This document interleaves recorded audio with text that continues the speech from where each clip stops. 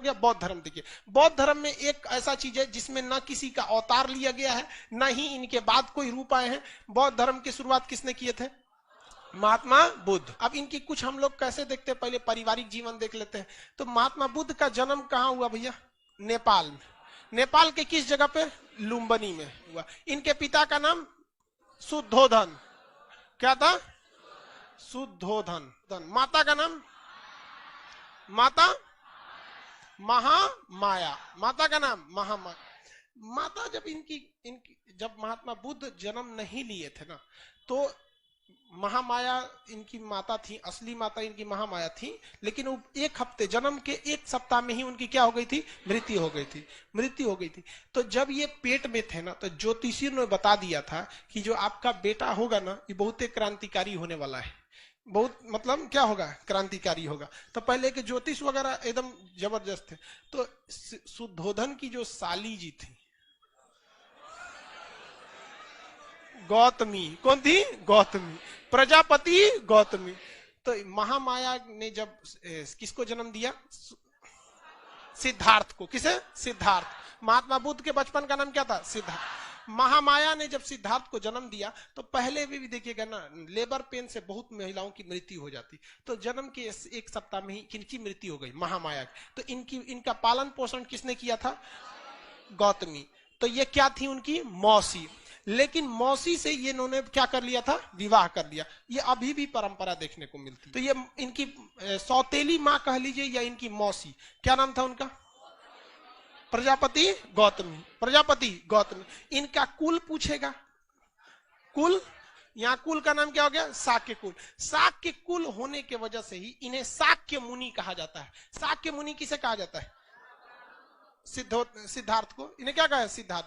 जब ये जन्म लिए तो इनको ज्योतिषी ने बताया कि घर दुआर त्याग देगा। ध्यान से समझिएगा, जब सिद्धार्थ का जन्म हुआ तो ज्योतिषियों ने क्या कहा कि ये बहुत ज्ञानी बनेगा और दुनिया को सच्चाई के रास्ते पर ले जाएगा, घर द्वार मोह माया सब त्याग देगा।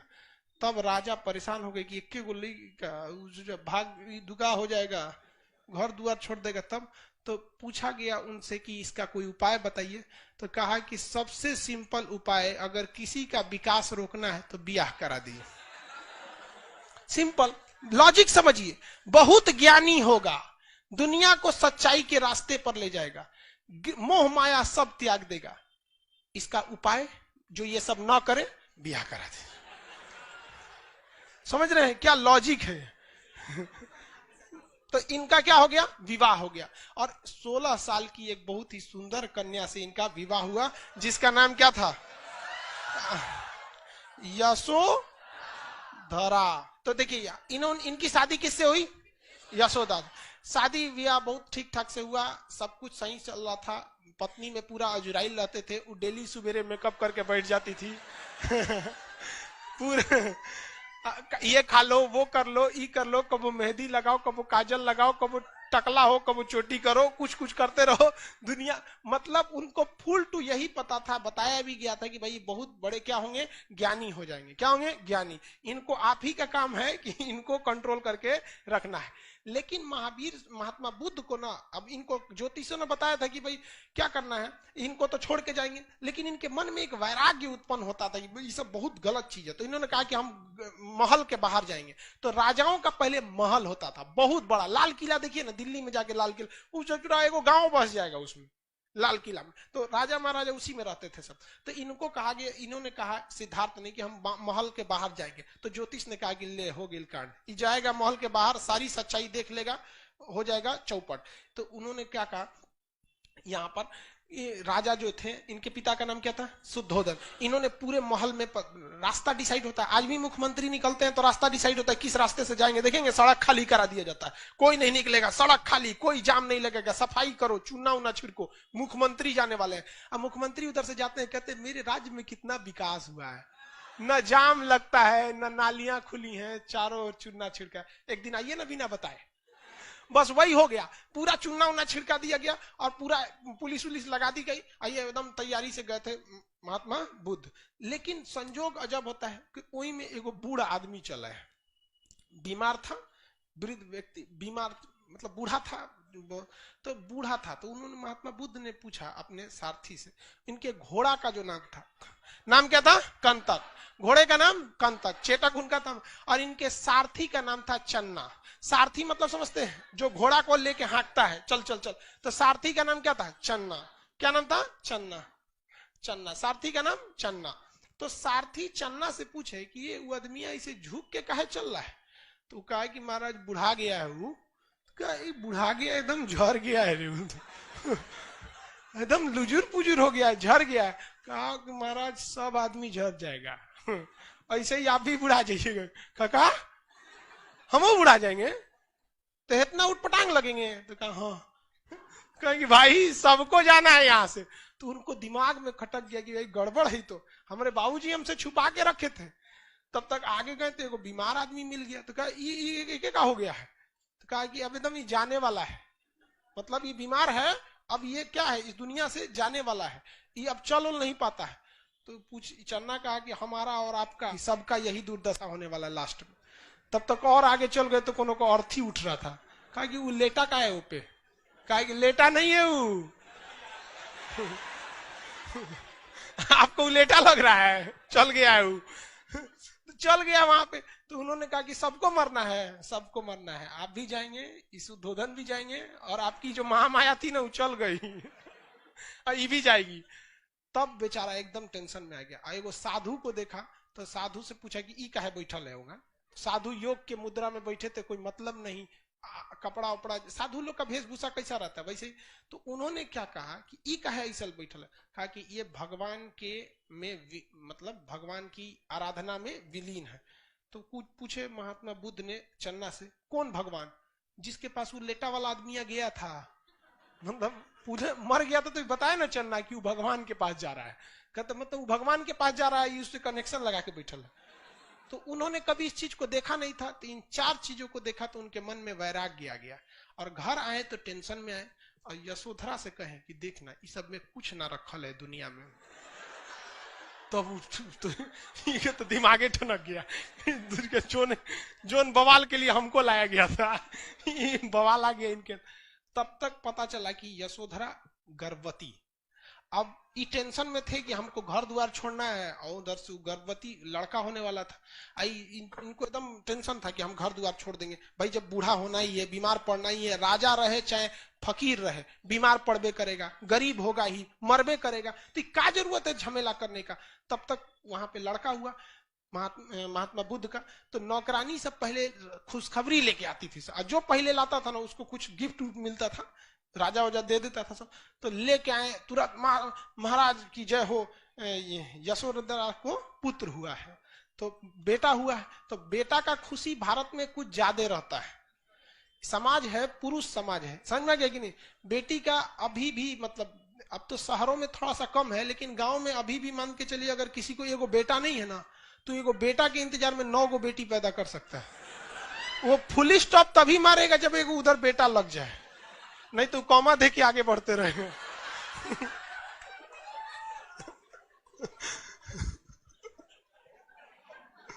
तो इनका तो पहले में बेटा हो गया तो डबल खुशी थी। तो अब इनको बुद्ध भगवान को ले जाके बताया गया, महाराज आपको तो पुत्र हुआ है, नाम रखिए। तो कह दूर ससुर, तूने एगो तो हम घर छोड़े वाले थे, ये कहां से चला आया बैला कहीं का। तो उन्होंने कहा, मने मन कहा कि मेरी जिंदगी का सबसे बड़ा कांटा ये हो गया, क्योंकि अगर हम घर छोड़ देते तो लोग यही कहता कि इन्होंने अपनी पत्नी घर द्वार सब छोड़ के चले आए, कोई ज्यादा बुरा नहीं मानेगा। लेकिन ऐसे ससुरा 2 दिन के लड़का छोड़ के चल जाएंगे, पूरा समाज हमारा बोलेगा। तो उन्होंने कहा मेरी जीवन का ये कांटा है। तो राहुल मतलब क्या होता है? रास्ते की बात। उन्होंने कहा राहुल ले। तो उनको लगा, ये नौकरनिया को लगा कि नामे रख दिए, जितना बुद्धि उतने सोचेगी ना, नाम हो गया। बेटा का नाम क्या हो गया? राहुल। बेटा का नाम राहुल। लेकिन उन्होंने तो अपने लिए इसे क्या समझ लिया था? बाधा। लेकिन उन्होंने कह दिया कि हम घर द्वार छोड़ छाड़ के जाएंगे, हमरा ये सब में नहीं करना है। अब ये परेशान थी यशोदा कि हम कहाँ जाएंगे रे पकड़ो, हमरा एगो बियाह शादी हो गया, एगो लड़को हो गया, अब कहाँ जाएंगे हम। ये परेशान थी, बहुत मनाने की कोशिश की, लेकिन नहीं माने, घर द्वार छोड़ दिए। 29 साल की अवस्था में, कितने साल की अवस्था में? अपना घर द्वार को क्या कर दिया इन्होंने, छोड़ दिया। एक राजा के जीवन को छोड़कर एक सन्यासी की जीवन जीने के लिए इन्होंने सोच लिया। अलार्क राम से इन्होंने सांख्य दर्शन की क्या ले लिया, शिक्षा ले लिया। रुद्रक राम से इन्होंने योग दर्शन की शिक्षा लिया। लेकिन देखिए, सांख्य दर्शन की शिक्षा भले ही इन्होंने अलार्क कलाम से लिया था, लेकिन क्या अलार्क कलाम ने सांख्य दर्शन लिखा था? नहीं। सांख्य दर्शन किसने लिखा था? कपिल। अब ये तो समझ में आ गया। तो रुद्रक राम से इन्होंने क्या, कौन सी शिक्षा लिया? योग दर्शन। रुद्रक राम से योग दर्शन की। लेकिन कहेगा कि महात्मा बुद्ध अलार्क कलाम और रुद्रक राम, अलार्क कलाम से सांख्य दर्शन और रुद्रक राम से योग दर्शन, अलार्क कलाम और सांख्य दर्शन, इन दोनों में महात्मा बुद्ध जो थे वो रुद्रक राम को ज्यादा मानते थे या प्रिय मानते थे या अलार्क कलाम को? तो रुद्रक राम को। किसे? रुद्रक। इसलिए जब भी देखेंगे महात्मा बुद्ध को योग के मुद्रा में ही आप देखेंगे। जब भी महात्मा बुद्ध की मूर्ति, यहाँ का मूर्ति, अच्छा शिवानी लेती गई, एक तो महात्मा बुद्ध की मूर्ति ला देना जी अशोक यहाँ पर। वाह। तो देखेंगे ना, जब भी महात्मा बुद्ध को किस रूप में देखेंगे? योग की मुद्रा में देखेंगे। अब ये अपने मित्रों के साथ, महात्मा बुद्ध अपने मित्रों के साथ चले गए उत्तर प्रदेश में।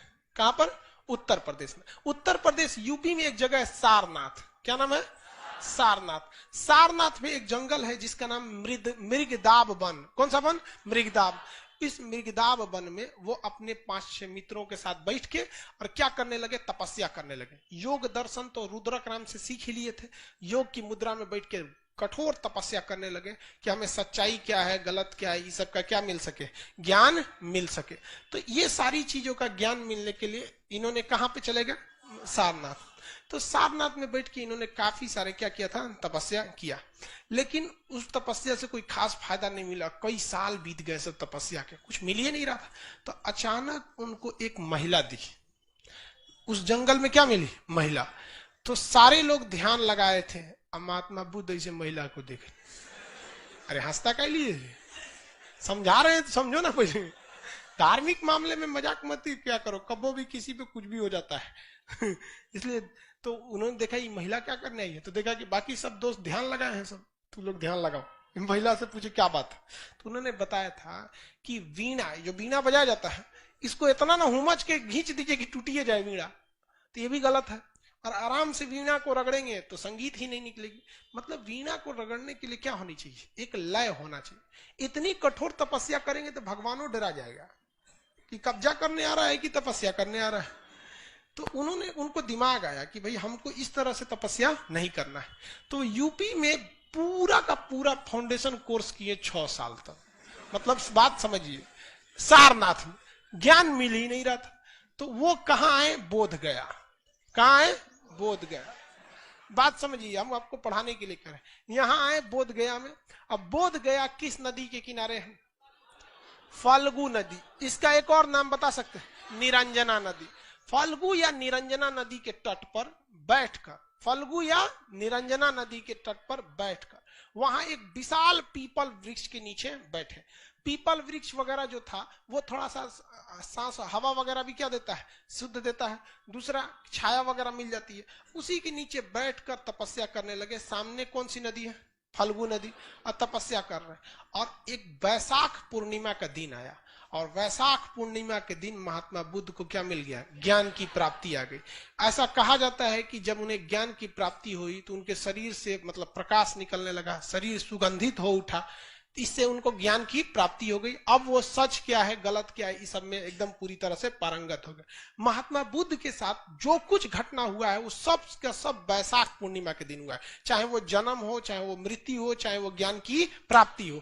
वैशाख पूर्णिमा के दिन क्या हो? एक विडंबना देखिए, मान के चलिए कि जन्म हो गया तो जन्म हो गया, ज्ञान भी उसी वैशाख पूर्णिमा के दिन मिला। जैसे मान के चलिए कि ऐसा आदमी हो जिसका जन्म 1 जनवरी को, सदियों 1 जनवरी को, मरियो जाए 1 जनवरी, तो एक तो अजीब टाइप का लगेगा ना भाई, तो बड़ी वो कॉमन हो गया। वैसे इनके साथ हुआ था। तो इनको ज्ञान की प्राप्ति हो गई। अब ज्ञान प्राप्ति के बाद ये सबसे पहला उपदेश जानते हैं किसको दिए? वापस गई सब, कारे बबुआ बैठले ले तू लोग, ज्ञान वगैरह नहीं मिला। देखो हमरा बिहार से गए थे, बिहार में ज्ञान प्राप्ति हो गया। और इन्होंने आके सारनाथ में उन्होंने क्या किया? अपना पहला उपदेश दिया। तो महात्मा बुद्ध का पहला उपदेश महात्मा बुद्ध का पहला उपदेश सारनाथ में। किस भाषा में ये उपदेश दिया? इनकी भाषा तो कौन सी? पाली। इनकी भाषा पाली। अभी भले पाली भाषा प्रचलन में नहीं है, लेकिन उस समय की सबसे बेहतरीन भाषा कौन सी थी? पाली भाषा। तो अलग अलग वक्त में भाषा थोड़ी थोड़ी क्या होती रहती है? चेंज हो जाती है। अभी इंग्लिश बोलने वाले को लोग आदमी थोड़ा इलीट क्लास का समझता है। तनी पुलिस स्टेशन में चाहे सरकारी ऑफिस में जाके इंग्लिश में 10 मिनट बतिया दीजिए ना, तो आधा कर्मचारी से रखने लगता है, महाराज अंग्रेजी बोला था, देखो ना उनका तो हमेशा थोड़ा थोड़ा समय में ना भाषा थोड़ी सी चेंज होने लगती है। तो इन्होंने कौन से भाषा में उपदेश दिया? पाली भाषा। और पाली भाषा में जब इन्होंने उपदेश दिया तो लोगों को वो उपदेश काफी पसंद आने लगे।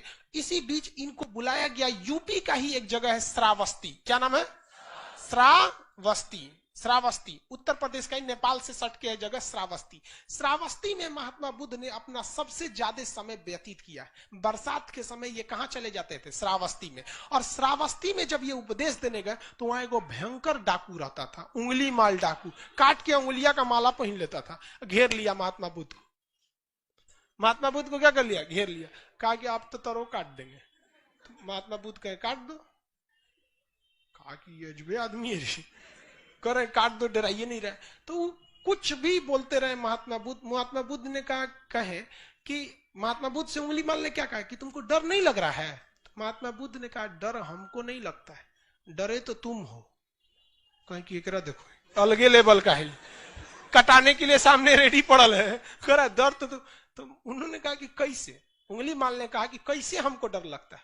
तो महात्मा बुद्ध ने कहा कि हम जब चाहे 24 घंटा जहां चाहे जा सकते हैं, मुझे कोई डर नहीं, इवन तुम्हारे आगे भी नहीं। लेकिन तुम जब भी निकलोगे रात में निकलोगे, भीड़ भाड़ में नहीं निकलोगे, समाज में नहीं जाओगे, वरना पकड़ के लोग चूर देंगे तुमको। ये बताओ डर तुमको कि हमको? तुम जो अपना कमाए हो उसको बचाने के लिए तुमको दूसरे लोगों पर हत्या करना पड़ेगा अपना दबदबा बनाने के। मुझे कोई जरूरत नहीं। बड़ी लंबा चौड़ा 2-2.5 घंटा उपदेश दिए थे, वो रात के 2 बजे घेर लिया था रतिया को आके। डाकू को दिन में थोड़े आएंगे, सुतल थे उठा लिए, चलिए उंगली माल देख रहे हैं आप ही जैसे लोग का उंगली है। तो उंगली माल डाकू को उपदेश दिए। बाद में उंगली माल डाकू भी क्या हो गया? महात्मा बुद्ध का क्या हो गया? अनुयायी हो गया।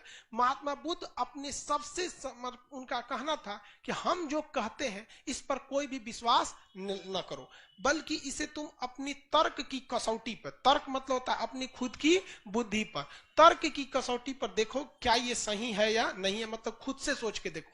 तो महात्मा बुद्ध बहुत फेमस होते जा रहे थे।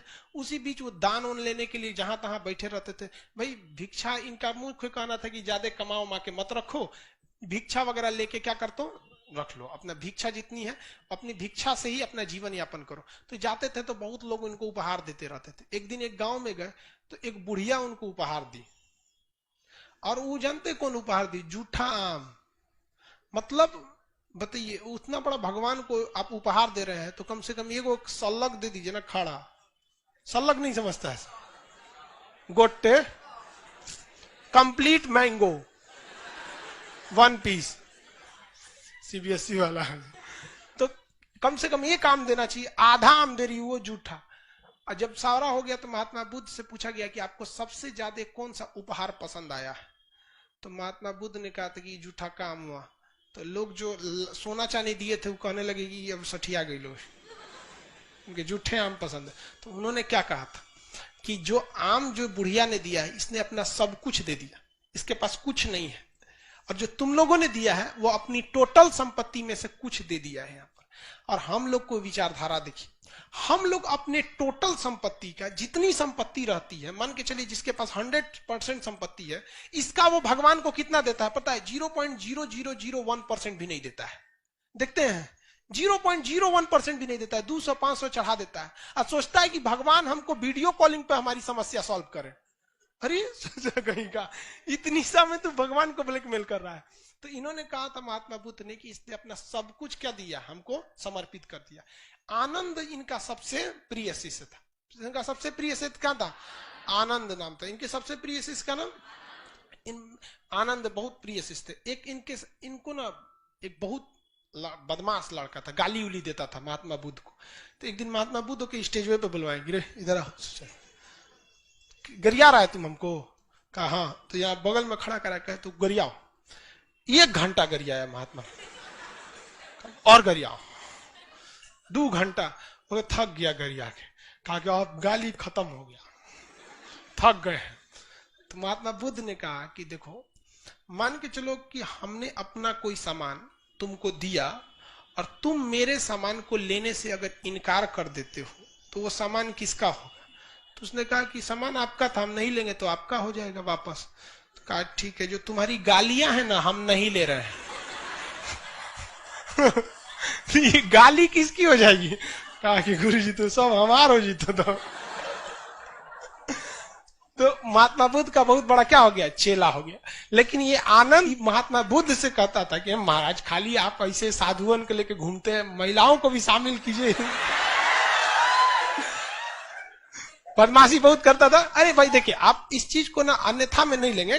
तो महात्मा बुद्ध का है, महिला उला को शामिल मत करना, महिला को शामिल करोगे हमेशा परेशान रहोगे, टाइम से आएगी सब नहीं, बैच चालू होने के बाद आएगी सब, तो परेशान होके रह जाएगा। कितना समझा के रख दो, टाइम से नहीं आएगी सब। वैसे ही भाई उनमें साधुओं की सभा होती थी, सब साधु अपने में ध्यान में रहेंगे। लड़की सबका लेट कौन सी में होता है? हाँ, लड़का का कभी लेट होता है नहीं, वो तो लॉज में निकलने के बाद बटन बंद करता है। बाल उल्टी करे, चल चल। रूम से निकलेगा तब चप्पल पहनेगा, इसे फंसा के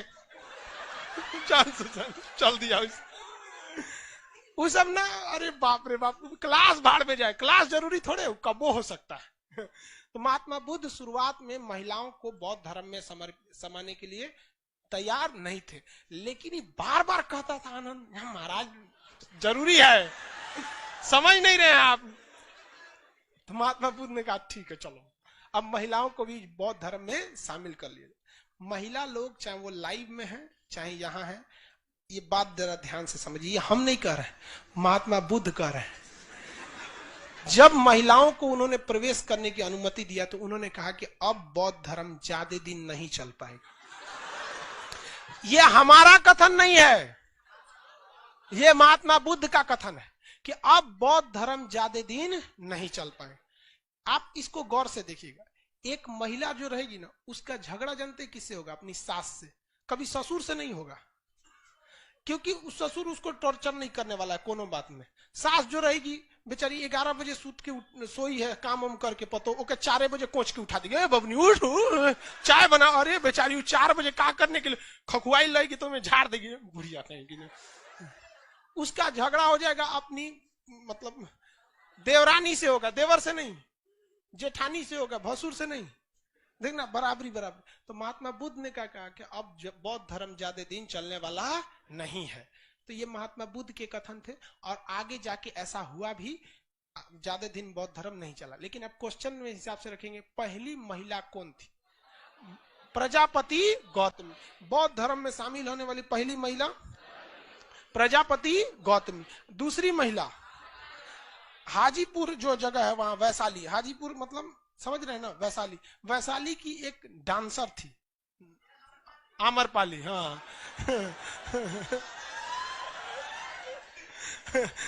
कर, हाँ सर, आम्रपाली लग रहा है कि गौए की थी। कहाँ घर है? हाजीपुर। अच्छा, तो वहां की एक तो डांसर थी, आम्रपाली नर्तकी थी। अब वो भी क्या हो गई? बौद्ध धर्म में शामिल हो गई। बौद्ध धर्म ने सबसे लोगों को कहा कि देखिए आपको कठोर नियम मानने की जरूरत नहीं है। बौद्ध धर्म ने 3-4 सिद्धांत दिया, अष्टांगिक मार्ग दिया, सत्य का सिद्धांत दिया, और उसके बाद उन्होंने त्रिरत्न दिया, बुद्ध धम्म और संघ। बुद्धम शरणम गच्छामि, धम्मम शरणम, संघम शरणम गच्छामि और धम्मम शरणम गच्छामि। ये उनके त्रिरत्न है। ठीक है, आज के लिए इतना ही।